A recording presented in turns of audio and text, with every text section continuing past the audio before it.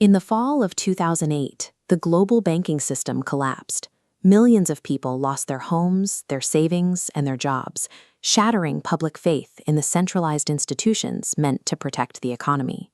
The devastation exposed the vulnerability of central banks, like the U.S. Federal Reserve.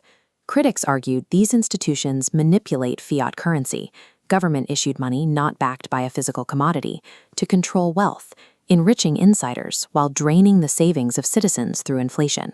Right as the fallout from the crash peaked, an anonymous figure known as Satoshi Nakamoto published the white paper for Bitcoin. It proposed a decentralized digital currency, free from the grip of central banks and immune to inflation through a capped total supply. This code offered an ideological escape hatch. It allowed users to store and transfer value without needing to trust a human-run institution. The defining feature of this technology is disintermediation.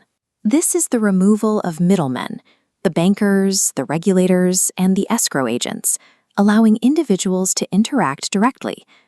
To function without a central authority, the network must solve the Byzantine generals problem. This is a logical dilemma where generals surrounding a city must coordinate an attack using messengers, but some generals might be traitors, sending false information. Bitcoin solves this by requiring computers on the network to expend massive amounts of energy solving a difficult cryptographic puzzle before adding transactions to the record. If someone passes a fake message, the math fails and the network immediately rejects the transaction. This mathematical consensus creates a trustless system. However, replacing human judgment with computer code forces society to hand its trust to the programmers who write the rules. David Golumbia argues that we need to look past the math to understand the underlying politics. Bitcoin's most vocal early champions, including figures like Ron Paul, explicitly promote the currency as a means to dismantle the Federal Reserve and escape government oversight. Bitcoin's architecture is an exact mechanical expression of cyberlibertarianism. This is a political philosophy advocating for the digital world to exist completely free from state regulation, taxation, and democratic interference. While marketing materials focus on democratized finance, the actual mechanics enforce a different reality. Hardcore crypto advocates view unregulated market competition as the only valid way to organize society and wield power. The software acts as a vehicle for this ideology. By adopting the code, the mainstream financial system is simultaneously adopting an extreme anti-state dogma. In Andreas Brandhorst's speculative novel, The Bitcoin Conspiracy, the removal of democratic guardrails leaves a power vacuum quickly occupied by hidden elites. These financial titans manipulate the decentralized network to trigger engineered crashes, hoarding wealth while the global economy collapses in a predictable chain reaction. In the real world, the opacity of blockchain networks provides a shield for extractive capitalism. When millions are stolen in scams or pump-and-dump schemes, advocates often justify the losses as a natural, healthy sign of an unregulated market. This reaches its peak with DAOs, or decentralized autonomous organizations.